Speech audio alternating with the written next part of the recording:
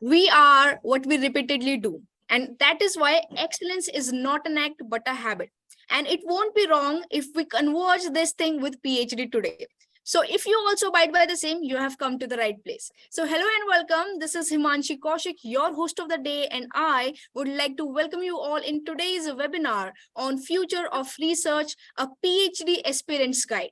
And I hope that you all are doing fine, safe, and happy at wherever you're taking this webinar from. So before we learn a lot more about PhD today and or a lot more about the information about PhD, through our session today, we have our experts with us.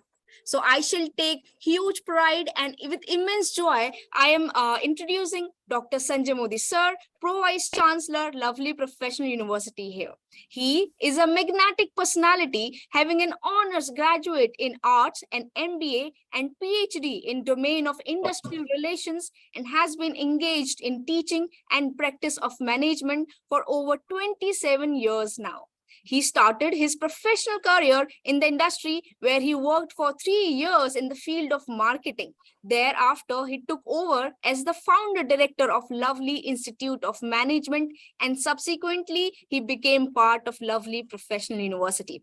He has numerous research publications to his credit, which are of national repute and has been guiding doctoral research in the domains of trade unionism, child labor, ethics, corporate governance, work-life balance, employee engagement, and talent management. So, sir, it is a pleasure for us to be here, to be able to hear in the webinar, and I heartily welcome you in the webinar, sir. Thank you. Thank you. And sir, with equal pleasure and honor, I introduce Dr. Lavi Rajgupta, sir, Pro Vice Chancellor, Lovely Professional University here. He is a leading light in the field of technical and higher education in the country. His research-focused approach and insightful innovation intervention of technology in education has won him much accolades and laurels. He holds a PhD in bioinformatics and having a flair of endless learning has done more than 50 plus certifications and specializations online on IoT, augmented reality, gamification, machine learning from University of California at Irvine, Wharton School, University of Pennsylvania, Deep Learning AI, and Google Machine Learning Group. In 2001, he was appointed as Assistant Controller Technology Ministry of IT, Government of India by the Honorable President of India in Office of the Controller of Certifying Authority. In 2013, he was accorded with the role in the National Advisory Board for What Can I Give Mission, Kalam Foundation of APJ Abdul Kalam.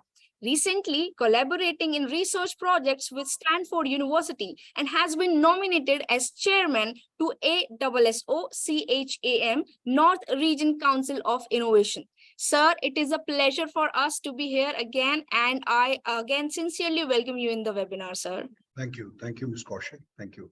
And with equal pleasure and immense joy, and I feel privileged to introduce Dr. Monica Gulati, Executive Dean, School of Pharmaceutical Sciences and Registrar here in the webinar.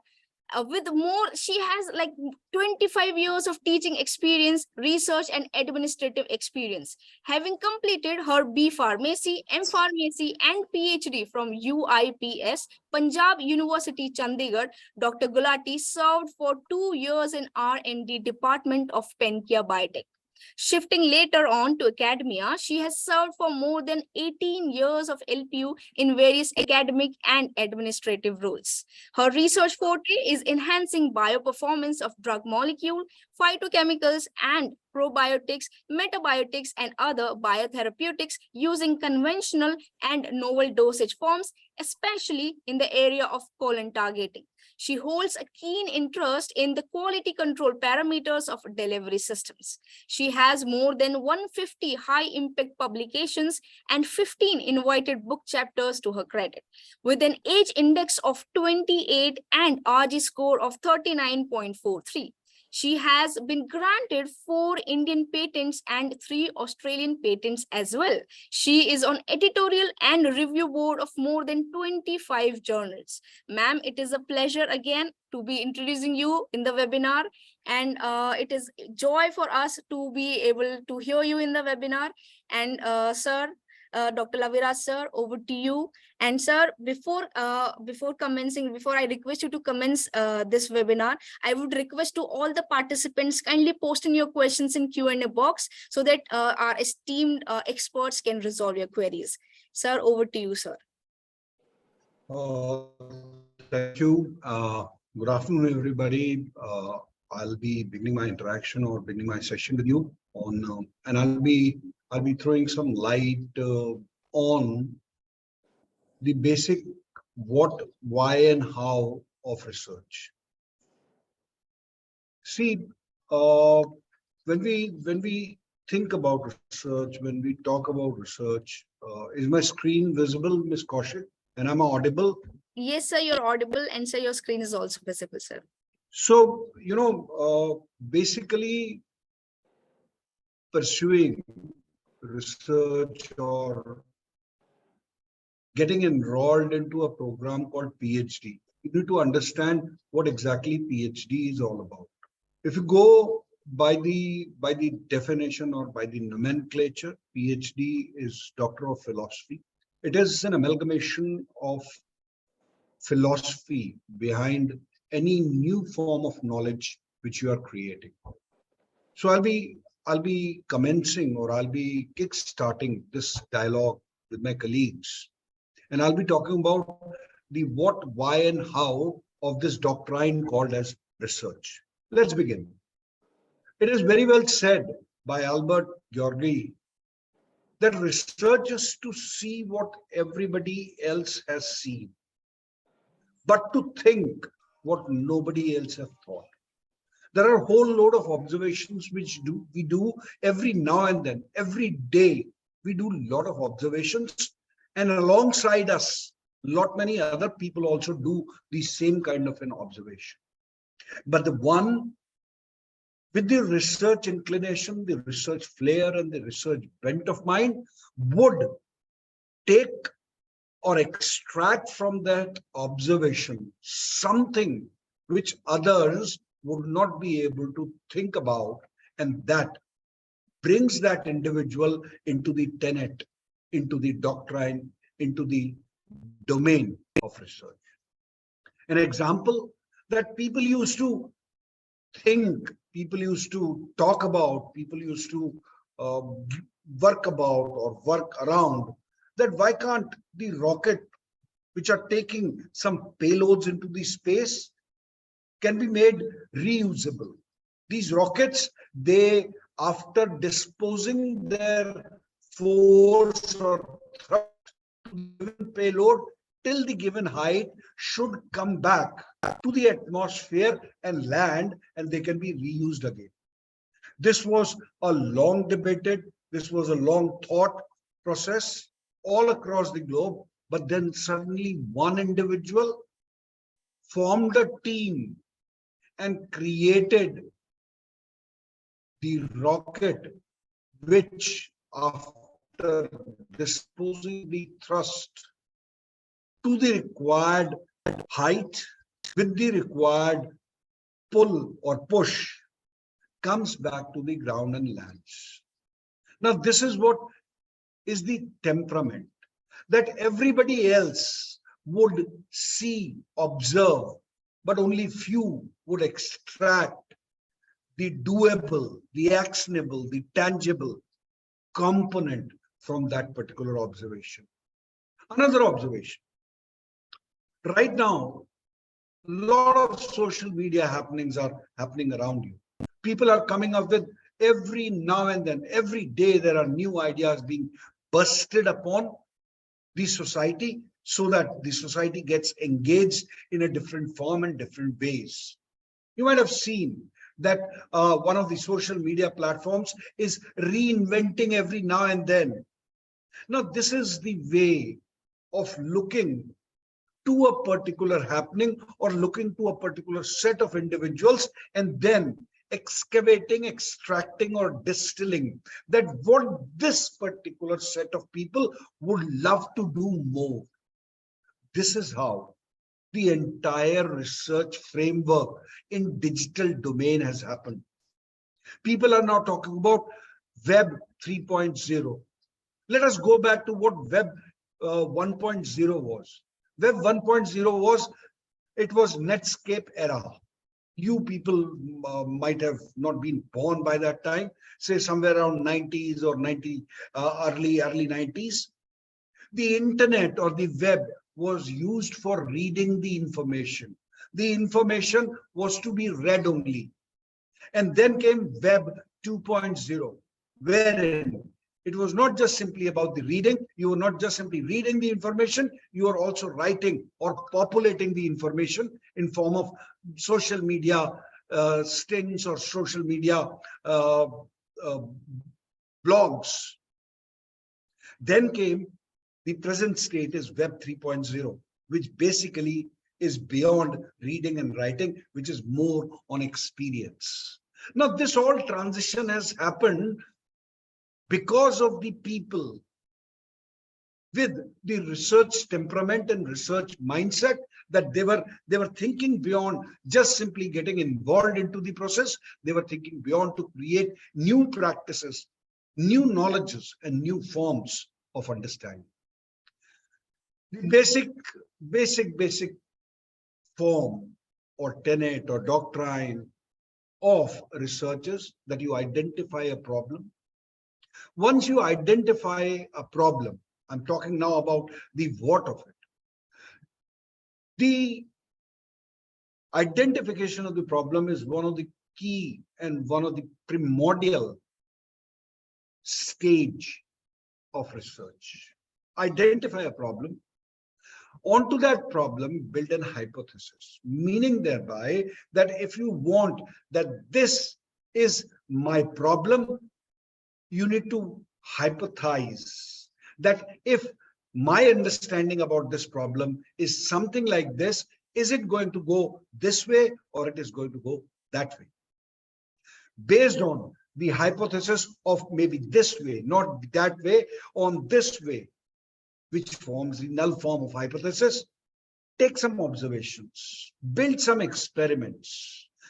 From those experiments, from those observations, create the raw data, arrange that data, and from that data, extract the information and then build some knowledge. That's that information which has been created out of that data. If it works well, then draw the conclusions out of that data and communicate results. If that data does not reveals or matches to the hypothesis, then go back, look to your experiment, look to your experimentation again and reiterate the entire process. Once you are embarking on the journey of research, this reiteration would become quite often. You are going to do this reiteration because to reach to the right form of conclusion, either matching to the hypothesis or you need to search for an alternate or alternative hypothesis, this reiteration or iteration is going to work quite well.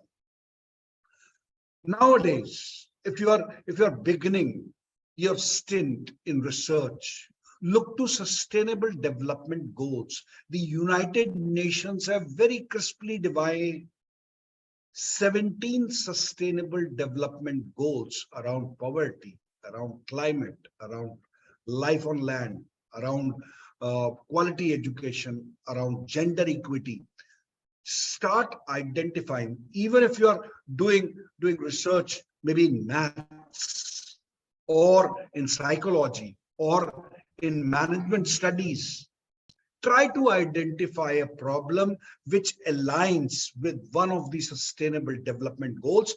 This I am stating with a lot of emphasis because your work which you are going to do should be meaningful to the society. It should land up as a solution to the society. And once you are identifying your problem statement, you should align it and make it akin to one of the sustainable development goals.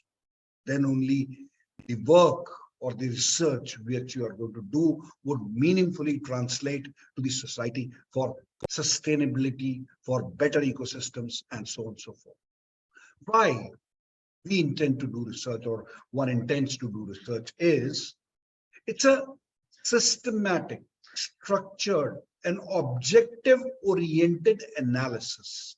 Even if it is psychology, even if it is sociology, it is analysis of a given thought and how that thought is matching to a preconceived hypothesis. Your research leads to observations. It opens up your minds in various directions so that you start thinking in one direction, but it actually branches out to many directions. That is the form of research one can do. You do a lot of predictions. You build new theories and you create new forms of principles and postulates.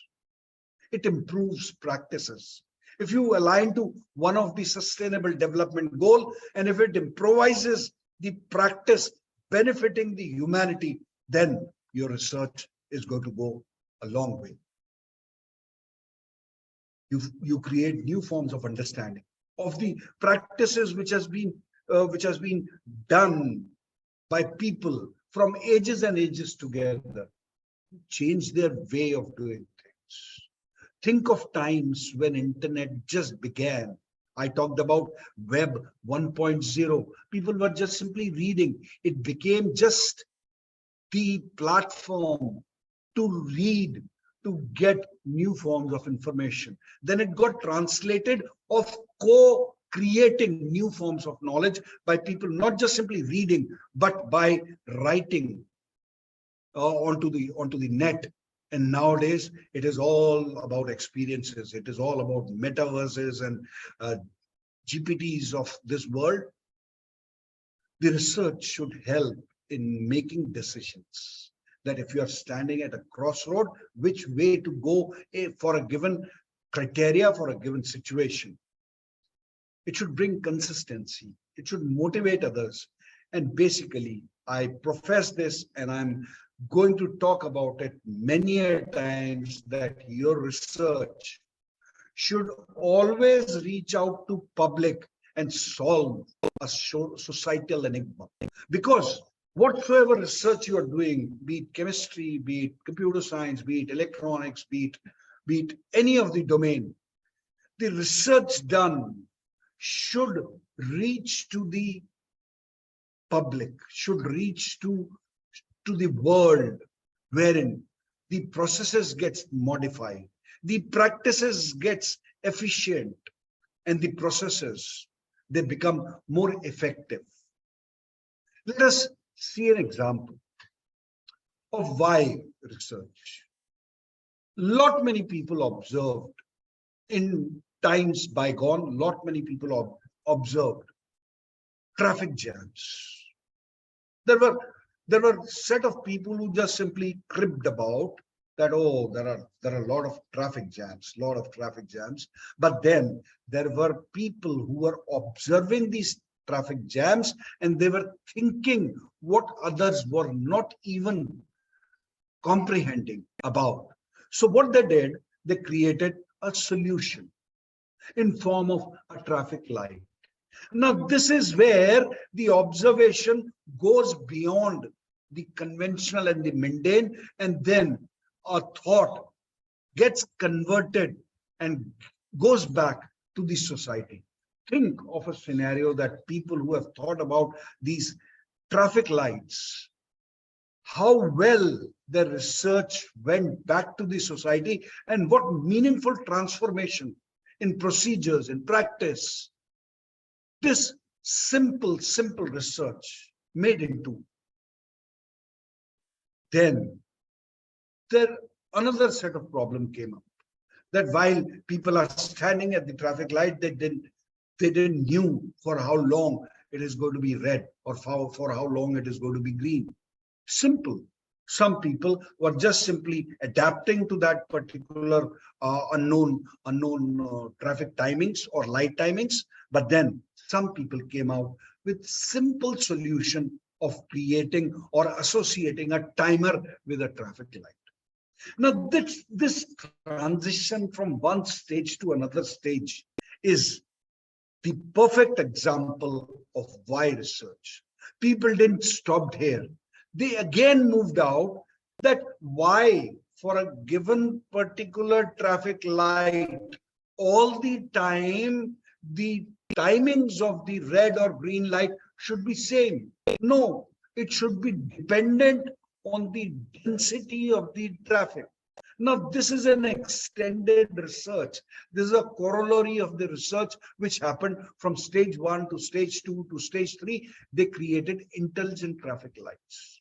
The lights which are capable to gauge the traffic density at a given point of a time for a given weekday, and then they adjust their traffic lighting time of red light or green light accordingly. This example is the transition of research in one form to another research, benefiting the society, creating more efficient and effective systems. The types of research methodologies can be, you can do a qualitative research wherein you're looking to the qualitative form of research. You can do a lot of content analysis. You can do the historical or ethnographic analysis. You can go for phenomenological logic kind of research. You can do a lot of case studies. But then there is a quantitative research in which you establish an experiment, you capture the data, and based on the data, either you work on single subject, just one parameter of that data, or you create multiple parameters and then you create correlation. You can do a lot of comparative studies, you can do a lot of surveys, and you can also do some actionable research methodologies. My point here is that we are living now in the most exciting times of humanity, wherein technology, wherein a lot of disciplines, they are now blended together to form new forms of disciplines. There are forms of just simply disciplinary research. Somebody who's into language research would do a research, historical research of that particular language. Then comes the multidisciplinary, wherein the component of another domain or discipline is just associated. The word is associated. Then came the interdisciplinary research. From association, it went to addition. So two disciplines are added together or they're mingled together. But nowadays, it is the era of transdisciplinary research, wherein complete mingling of various disciplines are happening. Why I'm talking about this to you today? Because you are wanting to begin into the journey of research. You'll have to now focus into transdisciplinary form of research. The best example of transdisciplinary research is disciplinary research is all fruits bundled together, meaning thereby you're just simply focusing on one topic under one discipline and doing research there, which is a little obsolete form of it. Then came the multidisciplinary research, wherein somewhat coming together of various disciplines happened. Then came interdisciplinary research, wherein a little layered interaction of various disciplines happened. But nowadays, transdisciplinary research is taking place, where the disciplines are unstably joined together to create new forms. I'll give you an example. Look to this small pet. Now, this is about an augmented reality structure framework, which is bringing the jump or basically a dive of a whale. Now, see, doing something like this cannot be done by just simply computer science people. It will need whole load of participation from marinologists. from fluid mechanics individuals, from zoologists, from even people with expertise in the spin of a specific type of a whale, from various disciplines, when they are actually inseparably alloyed together, then only some things like this could happen. Another example, why transdisciplinary approach? We all know about this game now, that javelin throw. There is whole load of participation of individuals' practice and individuals' athletic competencies. But by and this competency and practice is associated with research from people on biomechanics, with all trajectory driven mechanics, physics, sensor oriented ergonomic or sports science people coming together to understand that what should be the pull distance, what is the optimal pull distance, what should be the optimal release height, and what should be the optimal release velocity. Then only people can win, or Neeraj Chopra can win the gold medal. From today itself, you need to understand that whatsoever you are thinking about, whatsoever problem statement you are looking forward to, you'll always be asked, or the need of the hour is that you bring in other disciplines also in order to make this research of yours translatable for the benefit of the society. I'm talking about now. Now you've got a lot of wonderful technological associations, assistance, and tools available. Augmented reality is now around the corner. You can use this augmented reality for any of the research, be it in management studies, be it anywhere. And the latest talk of the town is ChatGPT, generative pre-trained transformers, wherein large language models play a very critical and vital role. Concepts like lang chains have completely changed the way people look to research. You type in a phrase, how I, being an agriculture student, do research with assistance of electronics, and you'll find loads and loads of ideas that can be tabled to you. Use this, but use this judiciously. Use it as an assistance. Use technology as supplemental, as assistant, not cribbing or not depleting or diluting your creativity, your explorative ability, and your capacity to create.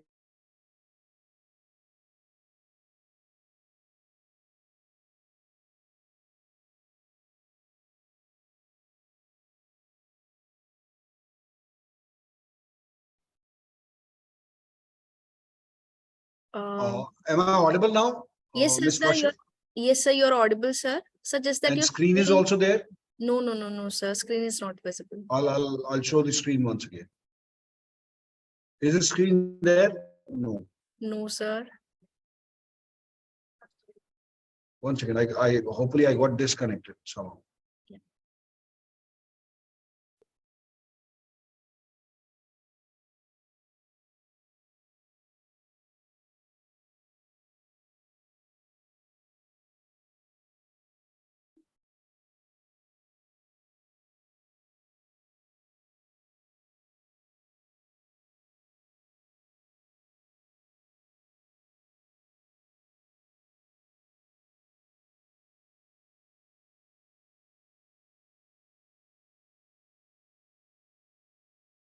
Sir, am I audible?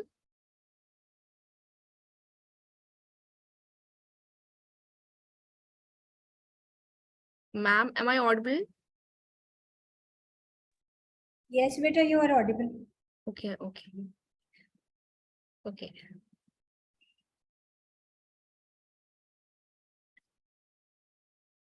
So, participants, I believe there is some connection issues there, and that is why I think sir, I think got disconnected from our meeting. So please be with us for just, I think 1 minute. Sir will be joining in soon.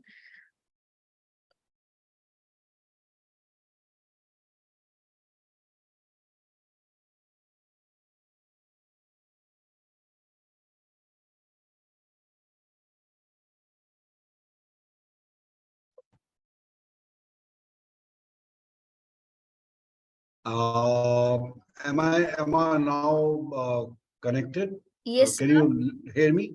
Yes, sir. Yes, sir. I got a little disconnected. Yeah. Do you see my screen now? Yes, sir. Your screen is visible. And in the show mode? No, no, sir. Anji, yes, yes, sir. Now it's on show mode, sir. All right. Sorry for the inconvenience. Now, this can be another thought for people who are now intending to do research. Why I got disconnected? What happened to my internet connectivity?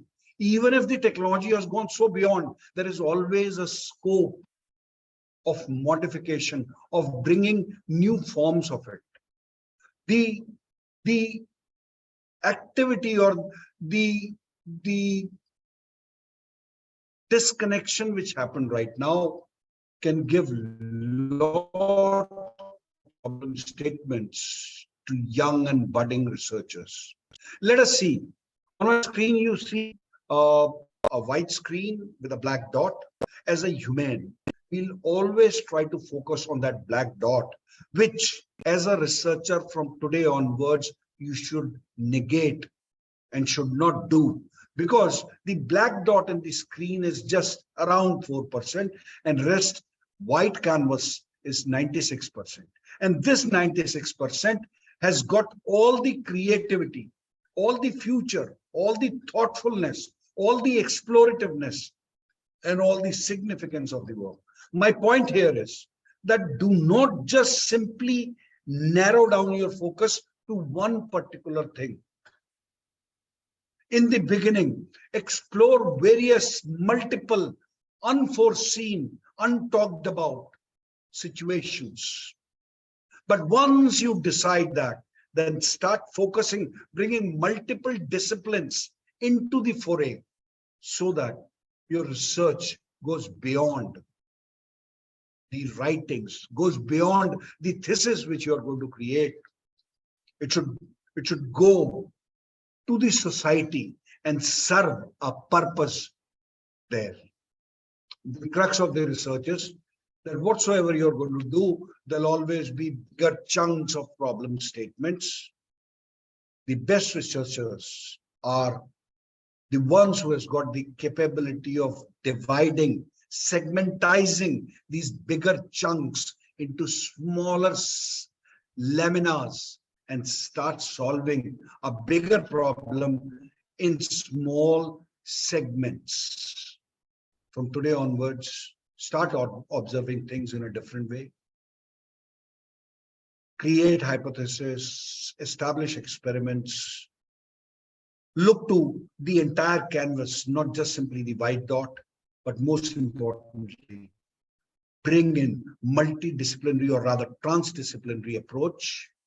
And above all, your work should be meaningfully benefiting the society by and large. I wish you all the very best. And we live up to our credo of think big. So let us all think big and think beyond. Thank you, Mr. Mani. Sir, thank you so much. Thank you so much for giving this envision for our attendees for the future PhDs. And so thank you so much for crediting your time. And sir, I would request now Sanjay Modi sir to please take over.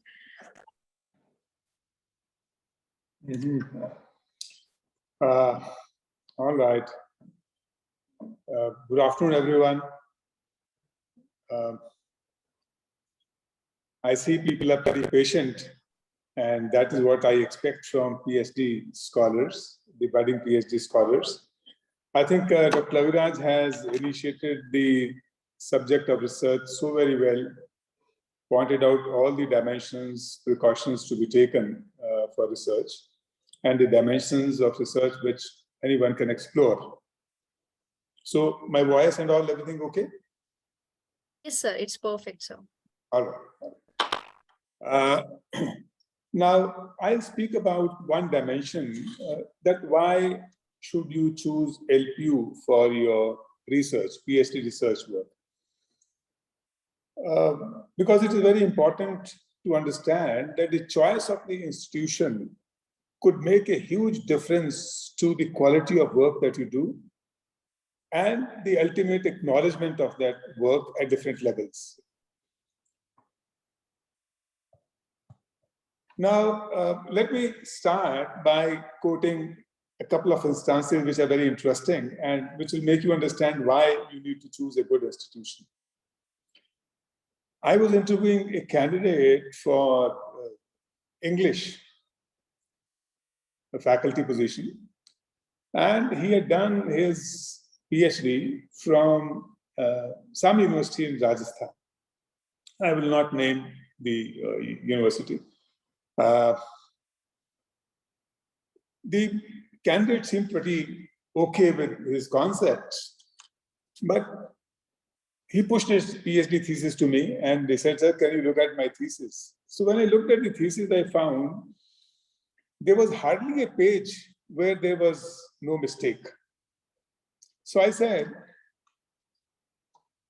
"Did your PhD guide look at what you are producing? Did you have your annual seminars? Did a panel of experts look at how your work was progressing?" He said yes to everything. But then the result was absolutely pathetic. And I do not know what kind of career one can look forward to with this kind of work. And let me remind you, all of us must keep this in mind, whether it is you or me. PhD is a lifetime opportunity to showcase your talent. You can do it well, or you can mess up this opportunity. It will never come back to you again. So please do not find an easy way out. Today, you would have numerous institutions which would promise you a PhD in 3 years, but then what you finally end up doing with those institutions is what will not make you proud throughout your career. So please be very careful. Second, it was only 2 days ago that I was interviewing a candidate for a discipline. And the candidate happened to be good. So I recommended the candidate. So I told the next day, my HR, Human Resource Department, calls me up. So I was very keen. I found the candidate to be very good. And I called up, I said, "Are you taking that issue forward with that candidate?" They said, "Sir, the university from which he has done it, somehow there is a question mark by UGC on that university." Now, even when the candidate was good, the question mark is left on his own capability by the institution from which he has accomplished his research work. So you have to be extremely, extremely careful in choosing the institution. And another general instance, which I'll tell you. And I have been part of a state university for more than 20 years. The culture I'm sorry I'm saying this, but in some of the universities, you will not find enough of research rigor. It is convenient to do a PhD. Probably nobody will question you. Whatever you produce, people will keep saying yes. And I can quote, and I'm not proud to say this, but it's with a very low spirit that I'm sharing this with you. I was once sitting in a, PhD defense seminar, where the expert had come to for the final viva voce.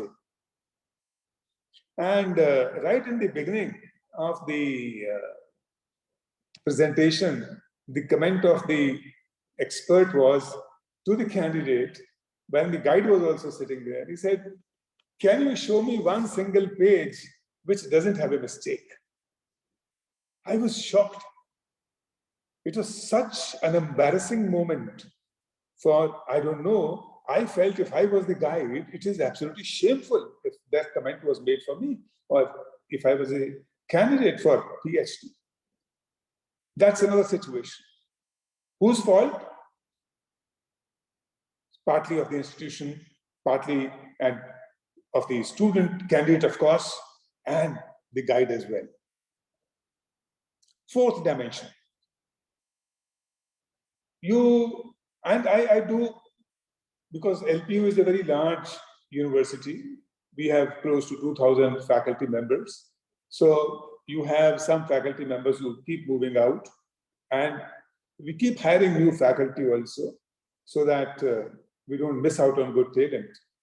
So at times what I've seen, and this happens very, very frequently. This is not a one odd case I'm talking to you about. Very frequently what is happening is, I talk to a candidate, he speaks about his PhD, and I find I've asked very fundamental questions relating to hypothesis, to validity of the questionnaire, the reliability of the research, the methods of checking the validity, and why certain objectives were chosen, what was your research methodology, why did you choose this methodology? And people, it is so embarrassing to note that people cannot answer most of the questions. For example, if I speak about validity to somebody who's done a PhD and he looks blank at me, I said, "Did you check the validity of the questionnaire?" And he looks as if he has heard the term validity for the first time, which is a very sad commentary on the kind of research exposure and the research rigor which the university institution and his guide has given to him. And on top of that, when you ask, okay, never mind, okay, you got the topic, you applied some research method. I said, you have very good data available with you. Tell me what kind of statistical analysis did you do? And he says, "Sir, I use percentage method." I said, "But you have the data. If the percentage will only tell you how many people have one kind of opinion or doing one kind of activity, but it will not explain why is that difference visible. You can't explain that difference by what is the cause of that difference through percentage method." He says, I said, "Why did you not use, say, correlation or regression in this? Or if you had categories, it was a stratified sample, why did you not use, these kind of methods?" He says, my guide said percentage is good enough. I said, "But you had this socioeconomic profile, you should have used correlation. It would have improved your results." He says, "Guide ne kaha itna hi kafi hai." Now look at this. When you had the data available, the guide's constraint became the constraint of the student. This is the difference which good guides and good institutions can make to your PhD. And let me tell you, whatever you have done, most people, and another fault, you see, somebody says, "I've done research." I said, "Okay, this is research method I've used." I asked him a question about some other research method, and he says, "Sir, no, I have used this research method. I've not used the one which you are asking for." I said, "Please don't worry about that. Are you not expected to know rest of the research methods?" And there is no answer. Which means you have a very narrow exposure to research and realize this. Researchers don't realize this. So please, when you choose an institution, you have to choose one which has got good research rigor, which wants you to work hard. it might seem to some people as some kind of harassment. Maybe they are very difficult. It is taking time. Don't worry. I mean, it's a once in a lifetime, task that you're doing. And this you can either take pride throughout life, or throughout life you can keep hiding it. Some people will never show their PhD, will never speak about their PhD because they have nothing to showcase. And some people, wherever they want, they will very proudly say, this is what I did. These are the results. This is what I sent my recommendations, and this is what changes have been brought. This is the difference which good institutions will make.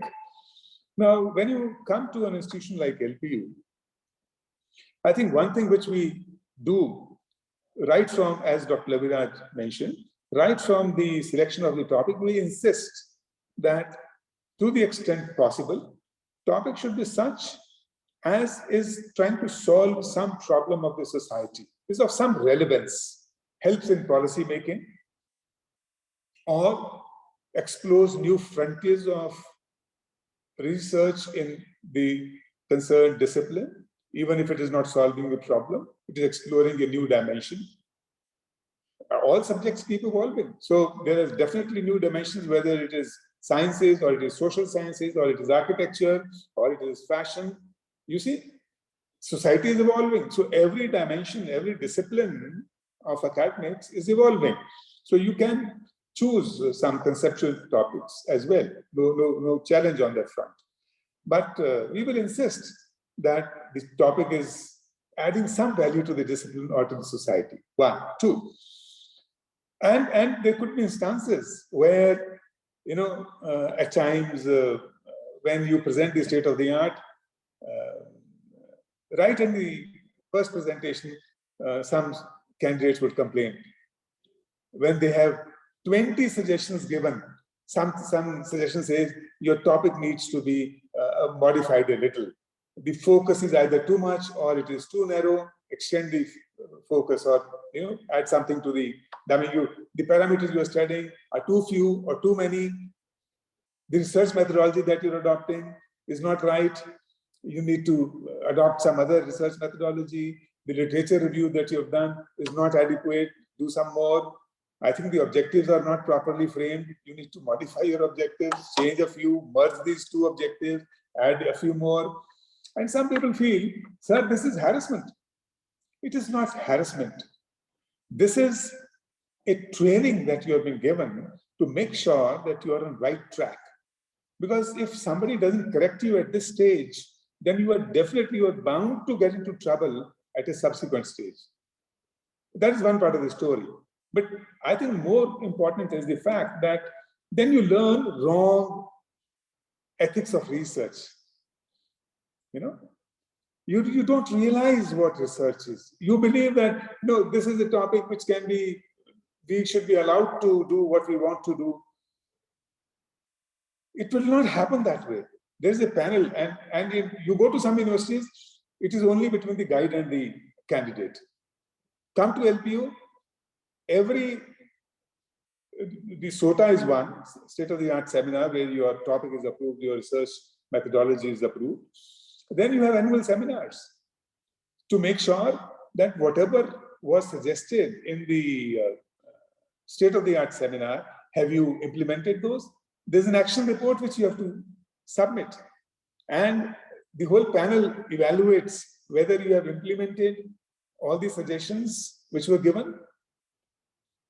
You might come back and say, 1 or 2 suggestions, I have implemented rest of them, applied rest of them, but 1 or 2 of them, I don't think they're feasible. You speak to a guide and say, sir, this is a constraint, whether it is availability of data or something else. And you say, sir, these are, we genuinely believe that these cannot be carried forward, and these may be reviewed by the panel. So we will look at that. The panel looks at that. Likewise, in the annual seminars, we would like to see whether we are going in the right direction. And we have found that at times, whatever was suggested, the spirit, it is not being carried out in the right spirit. I mean, in the second seminar, you present a questionnaire. Now, the questionnaire is not addressing all the issues which were listed in the objectives. Somebody has to correct this. You know, so the panel takes all pains. Imagine the effort of the panel which is sitting there. They have to look at everything that you're doing. So it is not for face value that you have that panel. So this is the rigor with which we try and do this. And so this makes sure that you are kind of producing, you learn good research methods. You know, even the course content that we give at the time of the coursework, which is a pre-PhD, before you start your PhD, there's a coursework also, which is one term. Now there also, we give very wide exposure to research methods, which is so important to understand. You can't just say that this is my topic, this is my research methodology, and that's the end of it. I will only do this. You've got to understand all the research methods so that you can keep exploring. I think midway or somewhere in the beginning, you might find, oh, I think that other research method was a little more meaningful for me. Can I add that?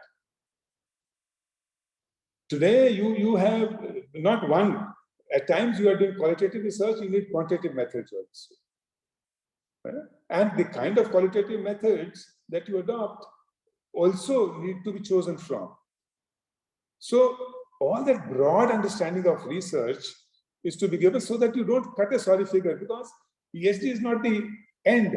You see, when you present your PhD, go for a, you want to apply for a job and they ask you certain question of research. And if you keep talking only about your research and don't know the basics of research, then where are you? It will be embarrassing to you at every step of your career. So, if you are a good researcher, it starts a virtuous cycle. Your guide guides you well, you do a good job with your PhD, and you get compliments. And in turn, when you start guiding your master's thesis and your PhD candidates, they will do a good job, and you start a virtuous cycle. On the other hand, look at the negative side of it. If you don't do it well, everybody under you face embarrassment, your candidates will not do a good job, and the entire education system gets vitiated. So we believe that LPU, it is our responsibility that we have good research ethics apart from the good academic ethics that we follow. And we insist. A lot of people today are not aware of the latest methods of research. I don't know how many of you, I don't know whether I should be mentioning it, but still, even at the cost of the fact that it may not be too very relevant at this point in time, I still must mention. For example, Dr. Leviras also mentioned about content analysis.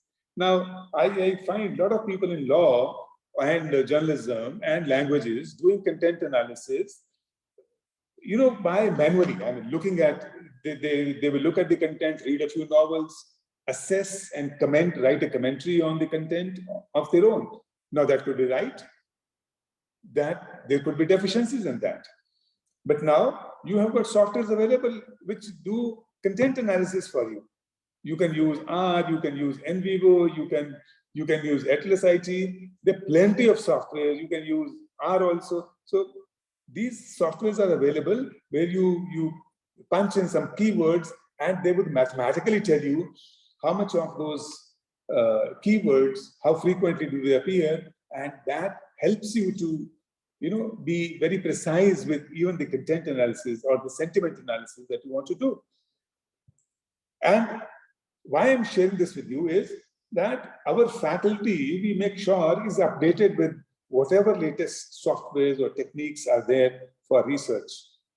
Right from phenomenology, there's one student who has done a research with me using phenomenology, very difficult area to work with, where you speak to experts, you capture their, even all the dialogue that you have with them has to be captured, it has to be transcribed, and then you have to produce it as evidence. When you send for evaluation your thesis, that has to accompany it, so that people can cross-verify a few things. That did you interpret the dialogue or the conversation that you had with your, with your respondent? Did you interpret that in the right spirit? So that is the precision with which we try and guide the student. So I think,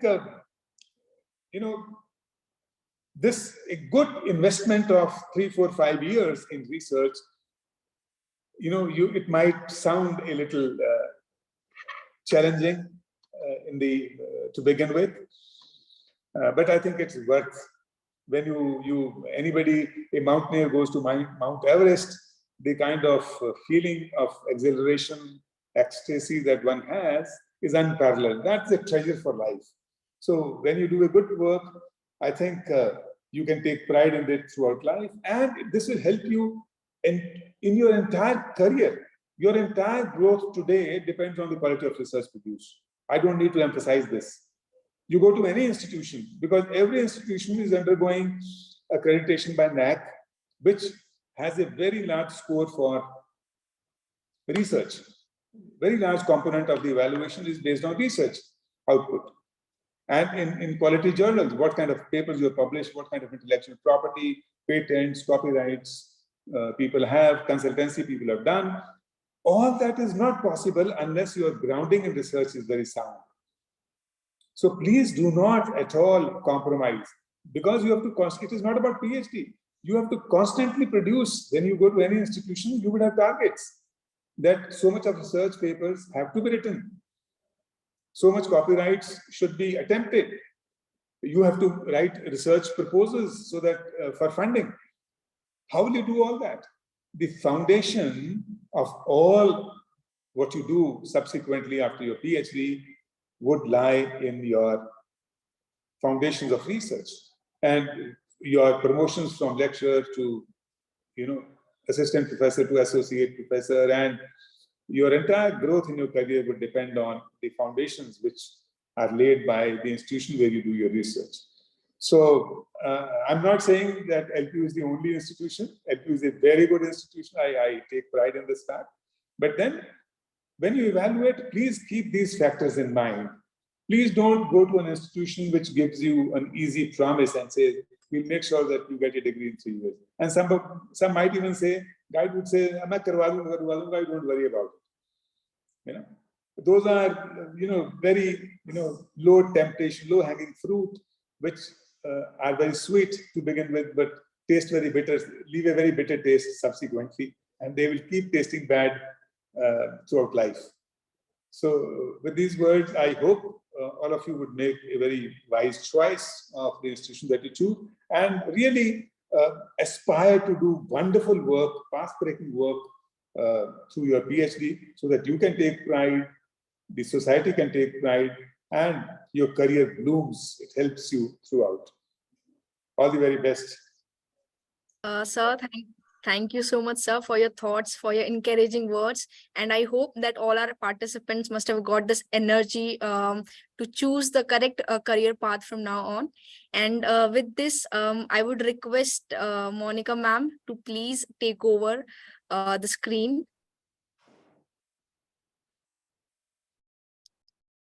Good afternoon. Am I audible? Yes, ma'am, you're audible, ma'am. May I share my screen now? Yes, ma'am, sure.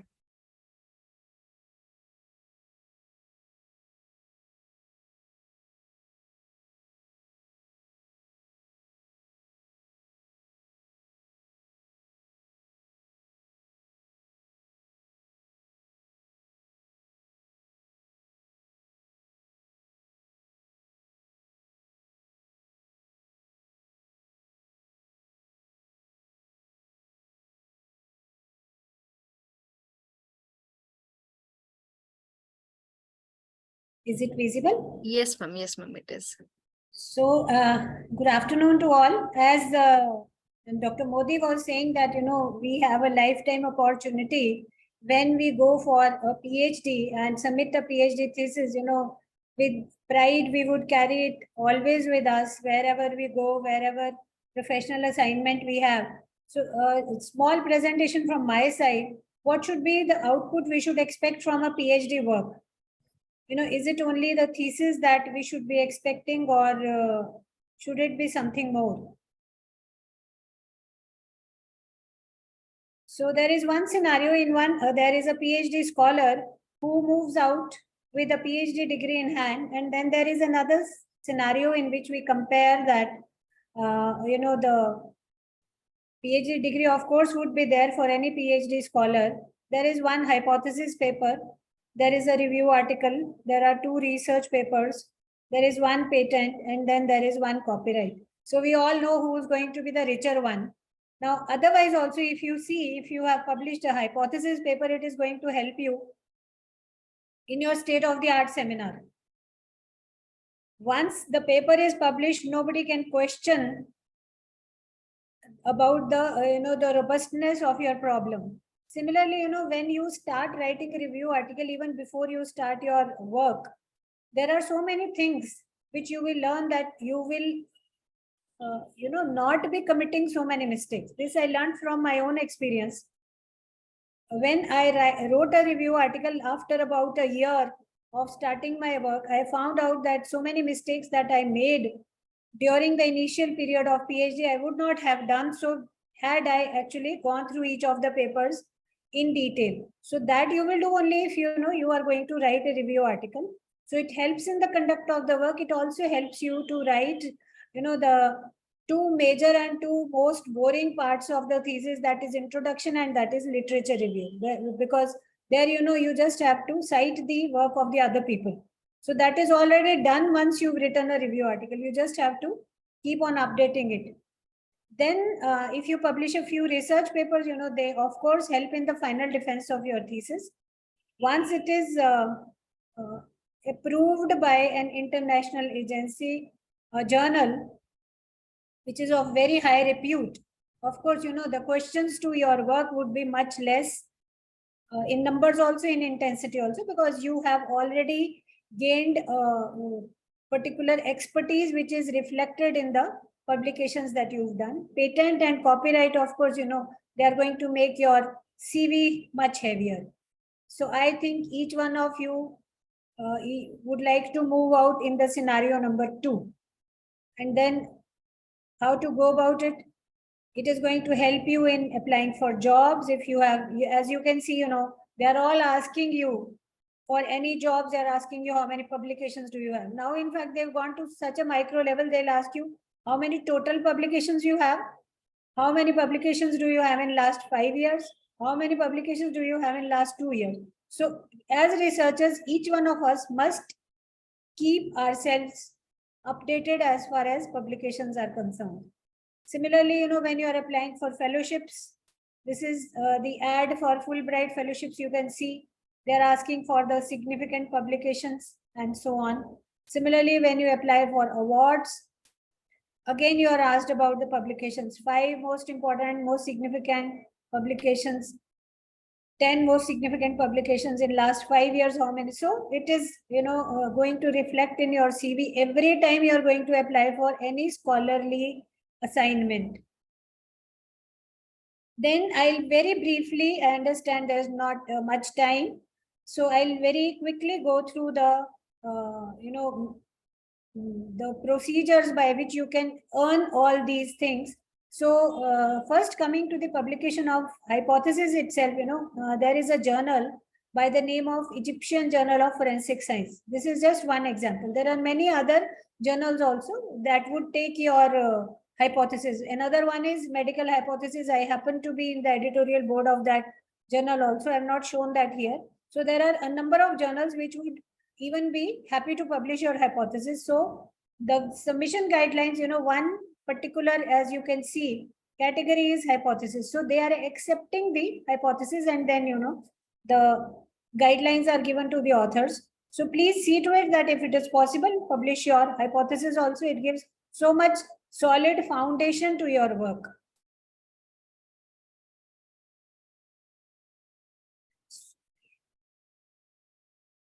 So as you can see, the hypothesis category is there.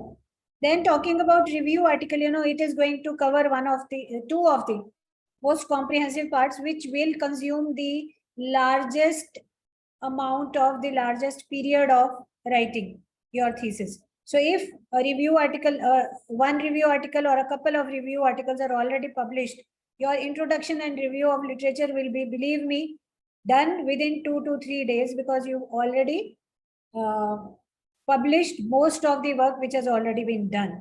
And then, since you have looked into all the papers that have been published already. So you are kind of standing on the shoulders of the giants in your area. So chances of committing mistakes, chances of getting question marks, they become much less. So then a patent for the people who would be interested in IPR, that is intellectual property rights, I would suggest that you should file a patent at the time when your work is 80% complete. Why so? Because once you apply for a provisional patent, you are given a time period of 1 year to apply for the complete patent. So in this 1 year, you can complete all the data and then apply for the complete patent. Why I am suggesting this is because you see, at one point of time, it is not only me who is working. In this area, there would be probably 10 other people. One might be working in China, one might be working in US, one might be working in Canada. So it is always good to secure your intellectual property as early as possible. So once you understand that, the work is going to be successful, the results are going to be in this line, you should apply for a provisional patent. So, once you join LPU, we are all there. We have a specialized IPR cell wherein we support. And then next thing is, once your patent is done, you can, publish it also. Vice versa is not possible. Anything which is in public domain cannot be patented, but once a patent is published, you can always go for a research paper out of it. Then, research papers, at least minimum 2 good quality research papers should come out from a thesis, because one part would be the initial part, one part would be the final part. And once, the 2 research papers are published in a good journal, they are going to give a very strong kind of message to the examiners also, and to the people who are there to evaluate your thesis, that the work done has already been endorsed by some very good journals, wherein the reviewers would be of very high prestige. The reviewers would be from international community. So if they have endorsed your work, there would be very few chances of it being rejected from the panel of experts, examiners. Another thing which is very quick to do, very easy to do, but not very common, is the output from a thesis in the form of a copyright. Now, as you might be knowing, most of the journals these days, they ask for a graphical abstract.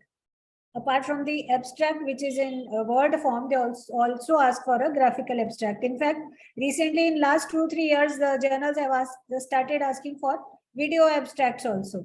So once you're preparing the graphical abstract, it is very easy to get a copyright out of this. So what you need to do is, whatever you put in words in your abstract, you just need to present it pictorially or in the form of a schema, and then you can apply for. Only thing is, it should not be have a good similarity index. Similarity index should not be more than 10%.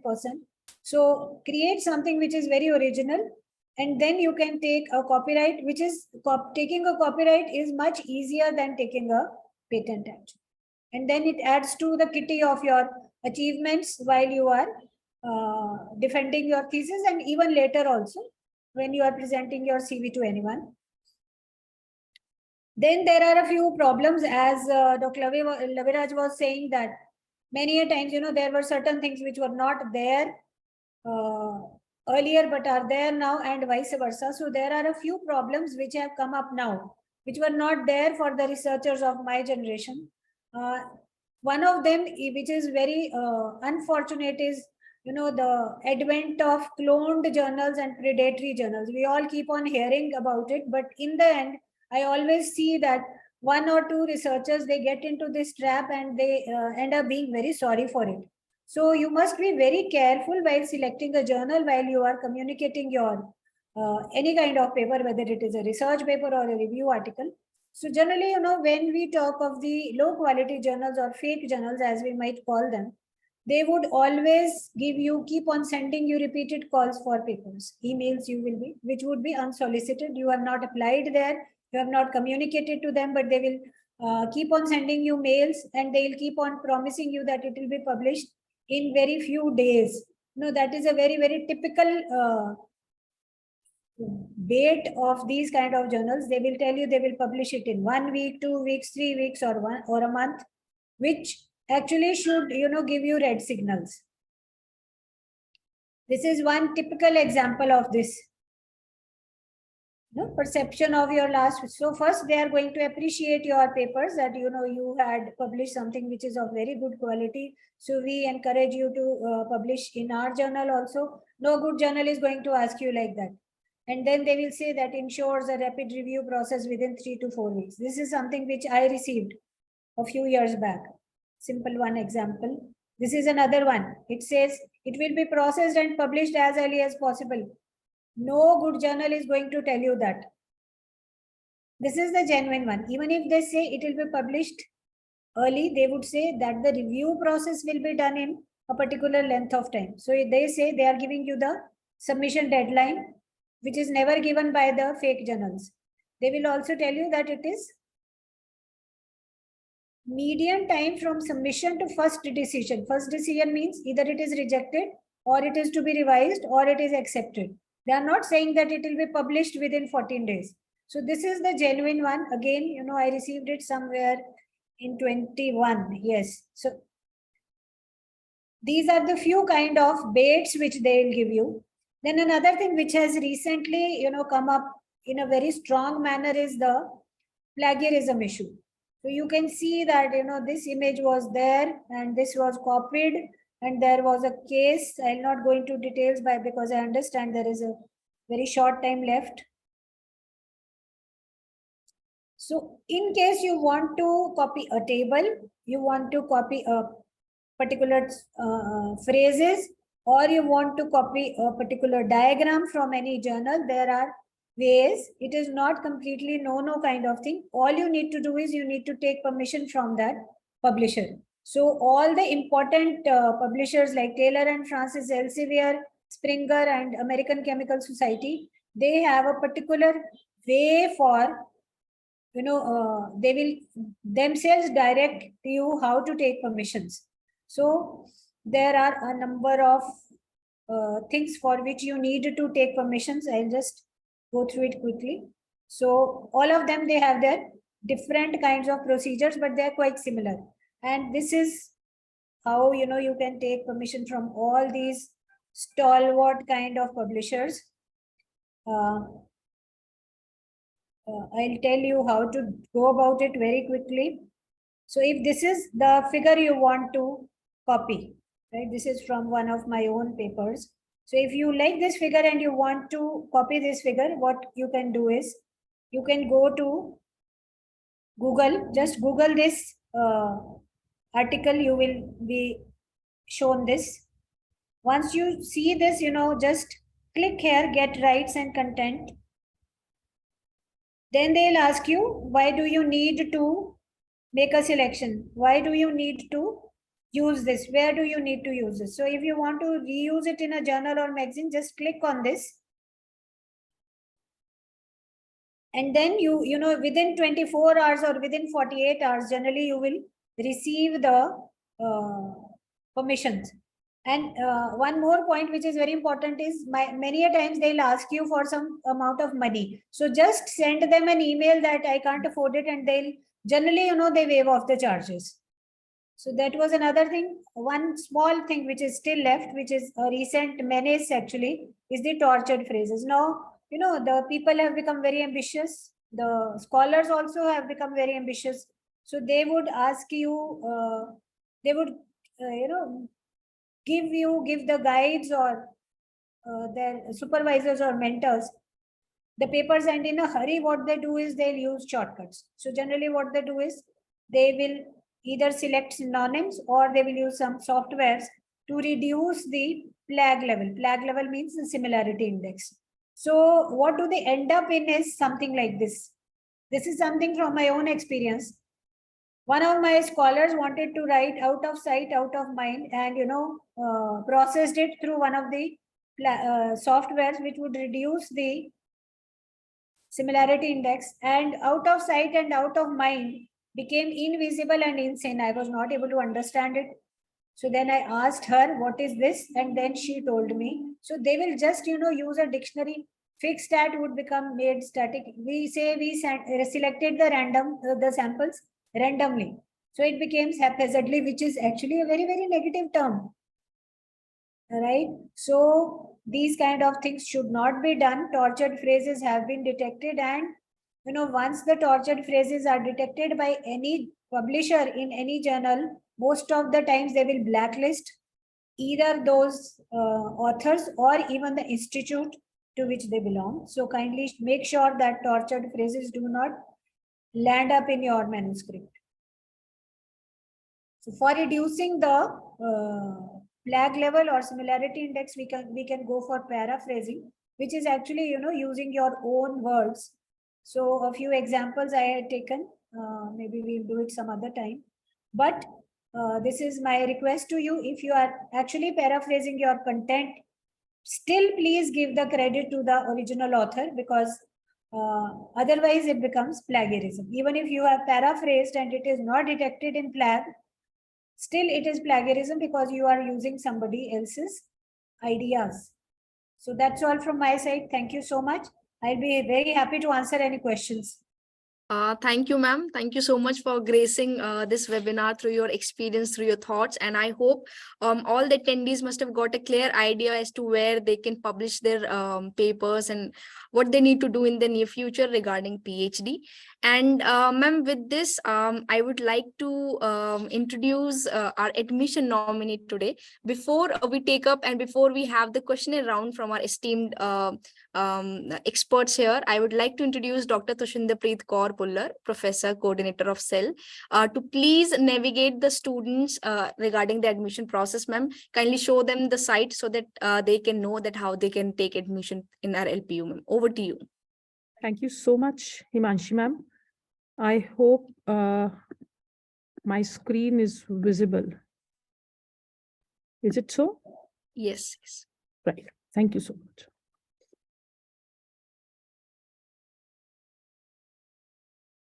So a very good evening, one and all. I'll hurriedly take you through the website. I'll speak about the duration, the how to be eligible for the particular program, as well as the important dates. So to be the part of LPU, to explore more about the PhD programs, you can search on nest.lpu.in, wherein you will be getting the what are the eligibility norms and how to clear those eligibility norms. So you can see PhD over there. You need to click on the PhD and you can go ahead with the eligibility and the criteria. So to initiate with the eligibility for all the programs except agriculture is 55% in the post-graduation plus LPU Nest plus interview. LPU Nest is the exam which serves two purposes, eligibility as well as the scholarship, and interview is mandate in this PhD examination.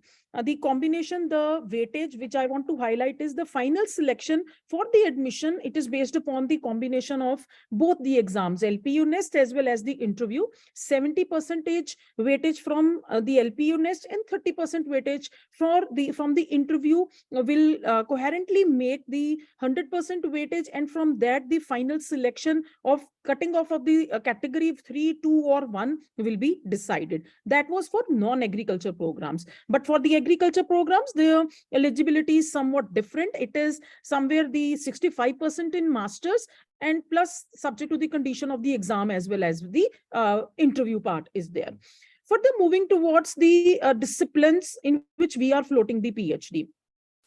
So various disciplines are there: management, engineering, agriculture, and simultaneously the fee structure is also mentioned. So broadly, you will find for all the languages, 50,000 fee per semester is there. I'm simply telling the fee per semester. I'm yet to discuss about the scholarship part as well. So for languages, it is 50,000. For the other courses, it is 80,000, be it economics, microbiology, biochemistry, food technology, informatics. But when it comes to management, engineering, agriculture, pharmaceutical, the fee is little on a higher note, but simultaneously we are floating the scholarship. The fee per semester is 1,20,000. Now I'm pretty sure you might be having that what kind of the exam would be there. There will be 2 exams, paper 1 and paper 2 would be there. The duration will be of 2 hours, and question papers 1 would be provide 50 objective, and for paper 2 also again next 50 questions would be there. So syllabus also you can fetch on this blue bar, which is visible, definitely might be visible to you. On that you can have a look upon that what kind of the sample questions or as well as the question paper pattern would be available to you. Now, further going ahead with your fee and scholarship, as I talked about the fee structure, and I told that the performance on LPU Nest will definitely not only define your eligibility, but the scholarship too.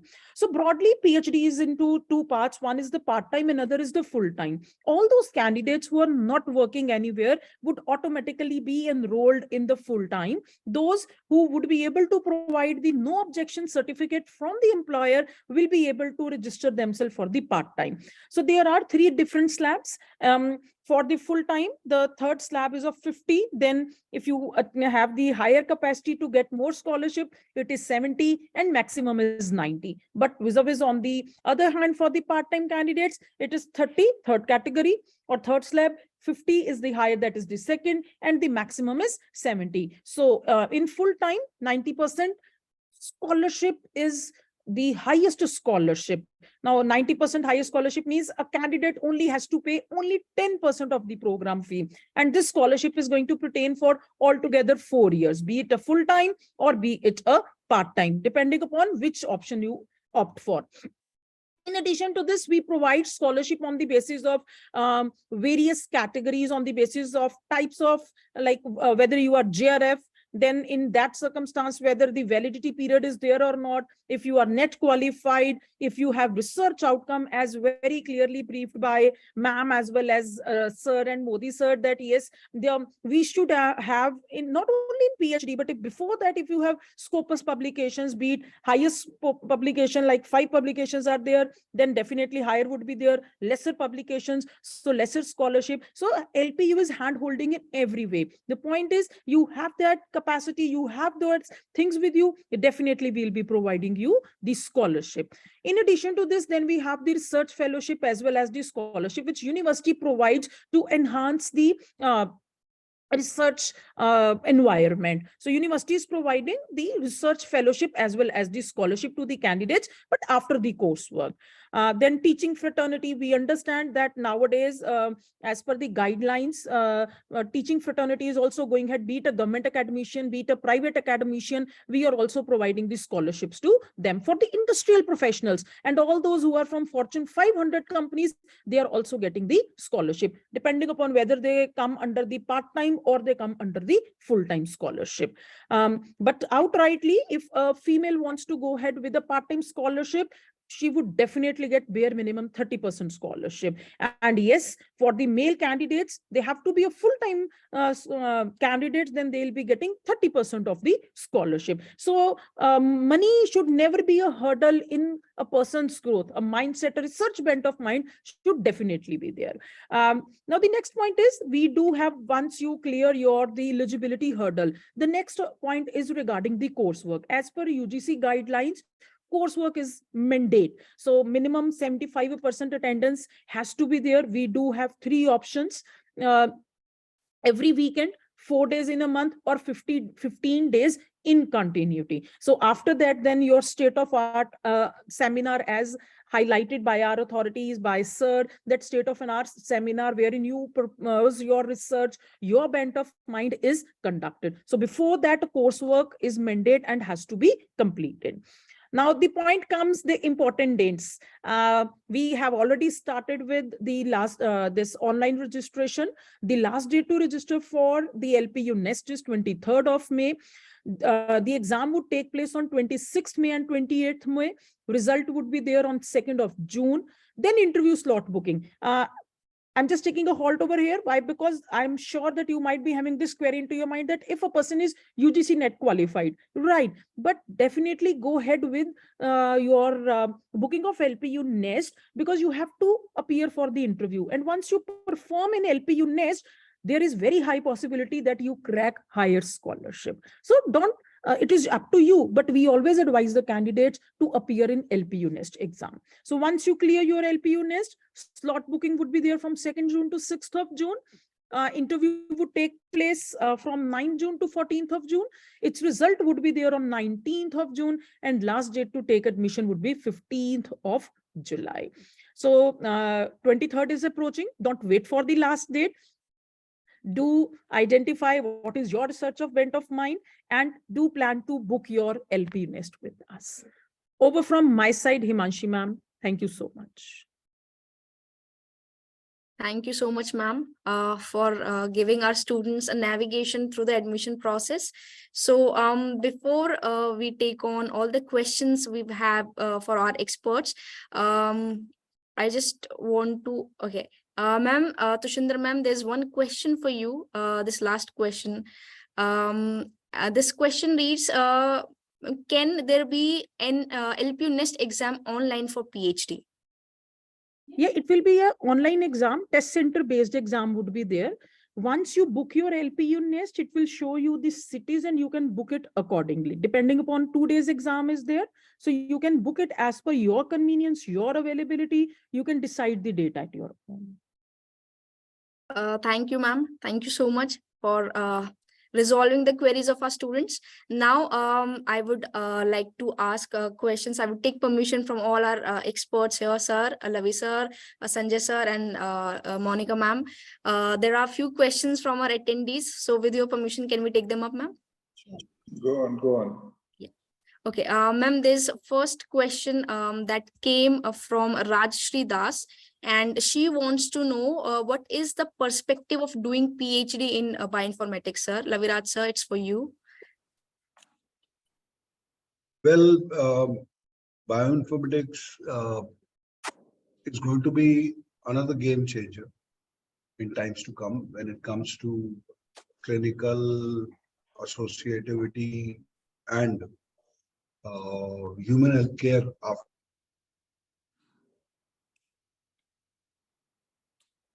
Okay, Yes. The perspective, you can do wonderful research at LPU. I must add to that very recently we have won in a competition 53 lakhs rupees NVIDIA supercomputer, which is specifically meant for problem statements coming from machine learning and bioinformatics because they are very complex in nature. So you can use that facility, which is nowhere available around. And quite a lot of people have already done their PhD in bioinformatics. Yeah, you are going to enjoy your stint in bioinformatics. thank you, sir. Thank you, sir, for resolving this query. Sanjay, sir, we have a question for you. This is from Suparna Jan. She just wants to know that she wants to pursue postdoc, and her core is public relation and corporate communication. So is it the smart decision to go for postdoc, sir? Why not? Why not? I mean, it's available in LPU, postdoc is also available, and I would encourage if it is adding value, you're trying to research on an issue which is of significance, and it definitely adds to your academic profile, your research profile, you get better publications and your prospects for professional growth improve. So it's definitely anytime a good idea. Go ahead. Yeah. Thank you, sir. Sir, we have another question for you, and the question reads, what are the opportunities for researcher at LPU, especially for the interns who has done either a fellowship or maybe a teaching assistantship? You see, I don't know for what is the perspective. You see, in case somebody has some teaching experience, that means the candidate is not yet PhD. The candidate, if you are not PhD, then in most of the disciplines, we take only, candidates with PhD for faculty positions. But nevertheless, if you have a fellowship with you, you can come, and there are a lot of people with fellowships who are working in LPU. So private universities are recognized and acknowledged for any fellowship program. So you can come and join and you'll get very good guidance. And alongside this, so what we also do is people who come for fellowship, we also give them some teaching assistant assignments also, for which some amount of payment in case they're teaching one subject, some honorarium is also given to the candidates. So I think ample opportunity for them. Thank you, sir. We have another query for Monica, ma'am. Ma'am, this student wants to know, the student's name is Varun, wants to know how can one pursue PhD in the field of psychology? This again goes to Dr. Modi. No, I don't know what does it mean, how. You see, you come to LPU, we have a very, very rich department as far as psychology is concerned. You want to work in normal psychology, you want general psychology, or you want to work in clinical psychology. We have experts available for both. So if you're willing, follow the admission guidelines, you're welcome. And there are plenty of good guides available and with good publications, with good patents and copyrights. So you're most welcome, Varun. Varun, absolutely no issues. You can very safely come to LPU and it will be a very rewarding experience. Thank you, sir. Sir, we have this one general question for to all the experts, and this question is from Deepika, and she wants to know how can she select the topic of research, like how one selects the topic of the research. If you allow, let me answer this. I always say that selection of the topic is the biggest learning experience. And this is the phase when you learn the maximum. So please don't hurry up. What you should do is, around the area, broad area in which you want to do your PhD, read 30, 40, 50 research papers from at least 15 to 20 good research journals. Don't hurry up to finalize your research topic. And then out of the, when you look at 40, 50 articles, it will reveal the gaps in research. And that is what should be the process of identifying a research topic, because the gaps are actually the research topic. And then that will help you to even evaluate and understand the research methodology which others have adopted. This will do you a lot of good. So please don't go to the guide and say, sir, give me a topic. This is the biggest blunder you can do in research, because once the topic is given, your area becomes very narrow.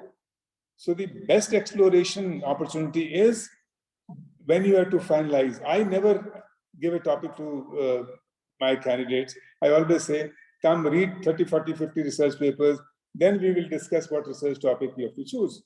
Because when you explore, you might have very different areas which you will say, oh wow, this is something very interesting. So don't lose that great opportunity and explore and then decide. I agree, sir. Monica, ma'am, any light you want to show, you want to shower on this particular question? How can one select a particular research topic? See, after what Dr. Modi has said, I would just like to share a small thing. When the researchers join their PhD, at times we are too enthusiastic. So just make sure that whatever you are planning is achievable, is attainable. If you feel that you are going to, very simple example, if you feel that you are going to have some study conducted on, say, 300 spinal cord injury patients, it will be very difficult for you to get so many patients. So make sure that it is attainable. No, and another thing which you should take care is that at times is the data available. You choose a topic for which the data, if you want data from, say, the banking sector or data from the government, if the data is not available, you would have a challenge. And also, please make sure that you choose a topic which I already said, that which adds value, which solves a particular problem of the society, or is of relevance to the industry, or extends the frontiers of your discipline. So those criteria. Okay, thank you, sir. Thank you, ma'am. Dr. Laviraj, sir, I would request you to please show some light on the same question so that we can get your thoughts as well on the same question, sir. See, this is the trickiest, as Dr. Modi and Dr. Gulati has already pointed out.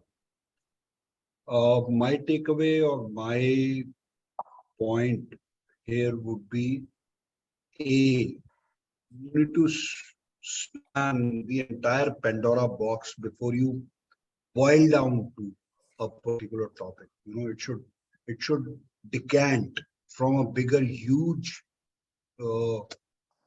understanding which you generate out of your reading publications or visiting places. Second most important thing is, as my colleagues have very rightly said, that look to the feasibility before you finally decide. Look to the viability and look that whether the span and the scope would be captured in the time which you are looking to. Because I have seen people, I've seen people vying or, striving for longest period of time because they chose a topic and they created their objectives in such a way that it was a little tedious and time consuming, because the processes which they were looking were established or set for a longish period of time. So viability, feasibility, and the insight which you really want to gather is to be looked upon. Thank you, sir. Ma'am, we have a question for you. This is from Sweksha, and she says that she has done her graduation in life sciences from Delhi University, and she's interested in biochemistry and biotechnology both. And so she's a little confused whether she should go for PhD after masters, or she should directly join some BARC or ISRO organization after masters. See, this would be a very purely personal decision. But generally, what I suggest is, once you are in the mode of getting education, I feel if it is a continuous kind of thing, it will be easier. Somewhere, once we enter into the jobs, it becomes a little difficult to again enter into the labs, especially since she is asking about biochemistry or biotech. She'll be, after the job, she'll be entering into the labs again, and then once you are into your PhD, you will have to do all the washings of the test tubes and everything, which at times I've seen becomes a little difficult once you test.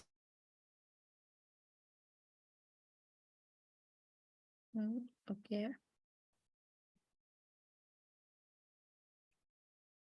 I think ma'am has lost the connection. No issues. Okay. Sir, am I audible to right, sir? Aviraj, sir? Yeah, you are. Okay. Okay. So, sir, in the meantime, we have another question for you. Sir, there's this question from Mainik Ray, and he wants to know scope of part-time research in mechanical earning and AI from LPU. Machine learning. He might be asking about machine learning, yeah, and artificial intelligence. Artificial intelligence. Oh, the entire horizon of today's development is based on these two domains of artificial intelligence and machine learning. There's a whole load of scope in these areas and domains. You can, as I was talking about transdisciplinary research, you can take machine learning and artificial intelligence algorithm designing as the foundation, and then you can reach out to any discipline in the world, be it psychology, sociology, philosophy, agriculture, mechanical, aerospace. So artificial intelligence and machine learning, and even education, even politics, you can branch out to. Yeah. This artificial intelligence and machine learning becomes the foundational, and then you can have very exciting, very engaging, and very meaningful branching out to any of the discipline of your choice. Sir, thank you so much, sir. Sir, we have another question for Sanjay sir now. Sir, there's a student called Gautam Kumar Singh, and he is a political science student. So he just wants to know, while making hypothesis, most of the time, research paper only resembles to previous researches. Is there any guidance regarding this? Like, basically, to find a problem in current political scenario is very difficult for him. No, you see, it sounds difficult because you are not looking at the right journals. You have not looked at the right kind of research work which is already being done in political science. For example, new forms of government, look at the dynamics now. Capitalism is under, the democracy is under a lot of strain. Look at the agitations all across the world which are happening. The civic society is becoming exceedingly assertive, and not only assertive, aggressive. So you can explore the area and say, why is the civil society becoming so aggressive and assertive? And how will it impact the shape of democracy? Will certain restrictions be imposed on the fundamental rights of people? For example, today you have right to expression. People can gather, do a peaceful protest, but yet look at the strain it is causing to the entire democratic process. Across the world, in every country, the government is more busy tackling these crises than focusing on developmental issues. So this needs to be studied.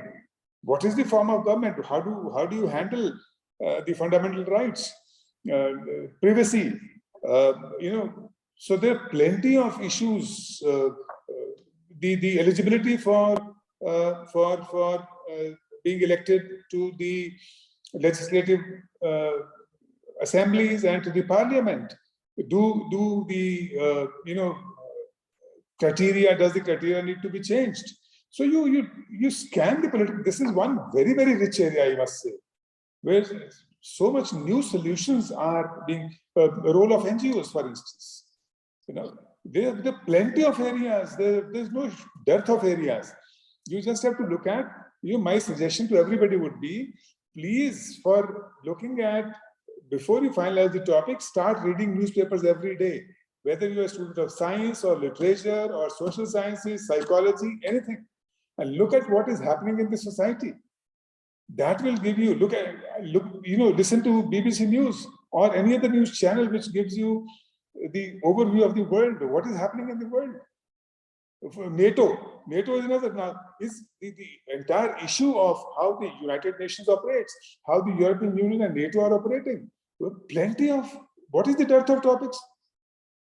Any number of, the role of United Nations, vis-a-vis developing countries, vis-a-vis developed countries. So I'm not spoon feeding you. What's the name of the candidate? Sir, name of the candidate. Actually, I'm so sorry, I forgot. Oh, Gautam Kumar. Gautam, please don't pick up the exact topic which I'm speaking about. So I was just trying to tell you that the situations across the world are so numerous, so many new things are happening and new solutions need to be found, that there is no dearth of topics. You just need to study more. My request to everyone, read more. The range of your exposure, if you're a political science student, don't worry. Look at technology also.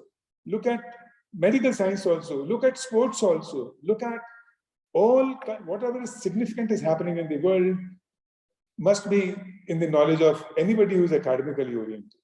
I think that will help you to identify, not only identify topics, but be clear with your objectives and right methodologies, and would help you throughout life. Thank you, sir. Definitely. Thank you so much for resolving this query, sir. We have another query for Monica, ma'am, and it is from Raghu Babu, and he wants to know the tools that are available to conduct the literature review qualitatively.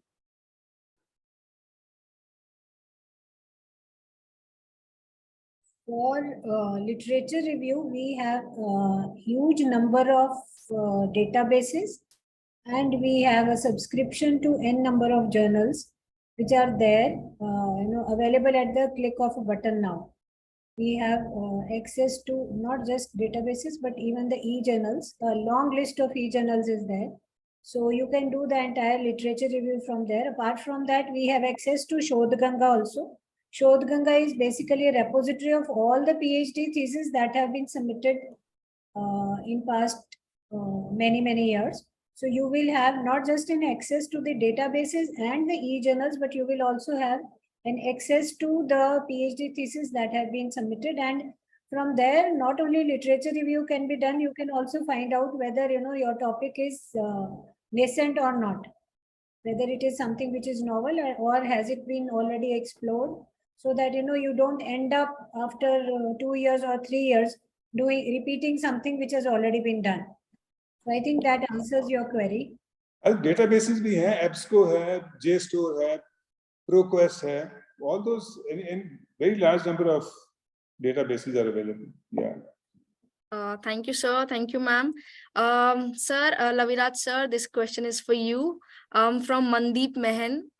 He just wants to know, how does PhD makes impact for 15 years of technical industry experience in various MNC organization? Like, he is very specific on topics such as data analytics and data visualization.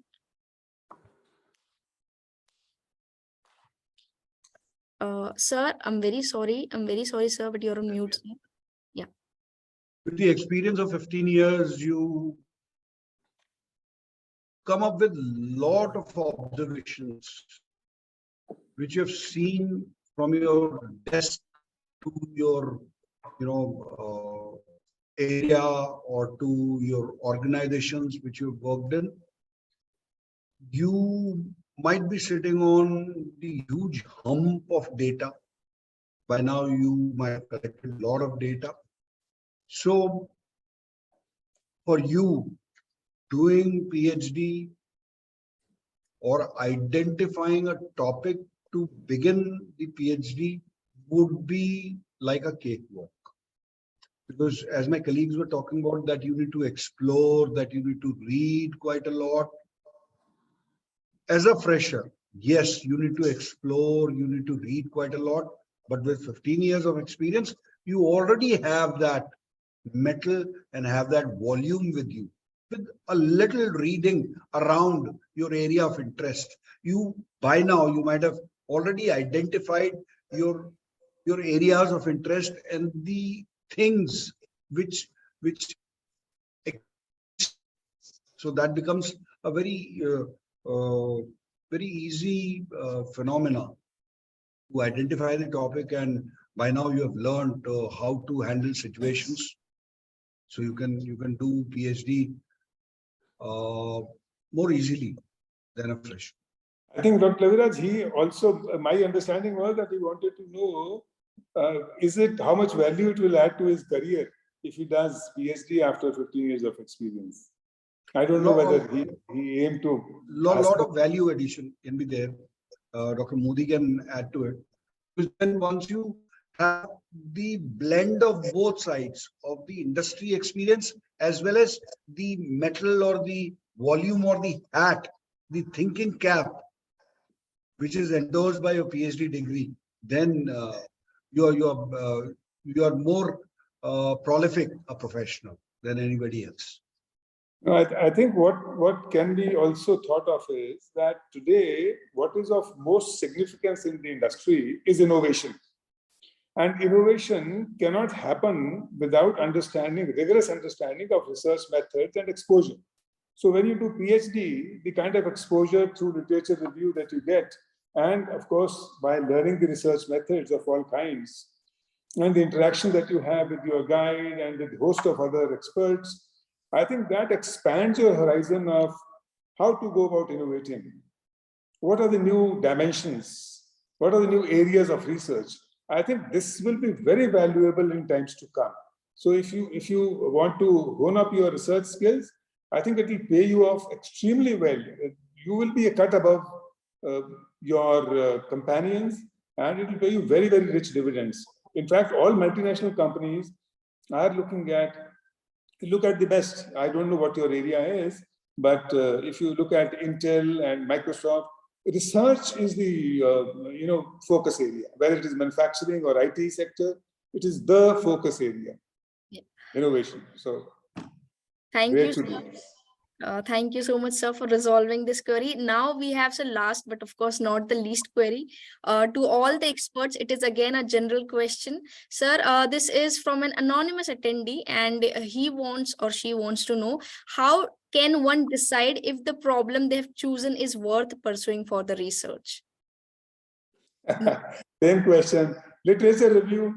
You see, Okay. you have to review the literature. That will tell you whether it's a gap area or not. Okay. Monica ma'am, do you want to add anything to this? I think I'll reiterate what Dr. Modi said a few minutes back. It should be, useful to the society. But at the same time, I would also like to say that as long as, it resolves any issue of the basic sciences also, because we moved to the applied sciences or applied any other field only once the basics were done. So I would never undermine the significance of basic research also. So if you are more inclined towards the basic research, even that is all right. But if you are inclined towards, even if you are not able to produce, you say, any kind of patent or any kind of gadget or any kind of, but publications you will get even in basic research.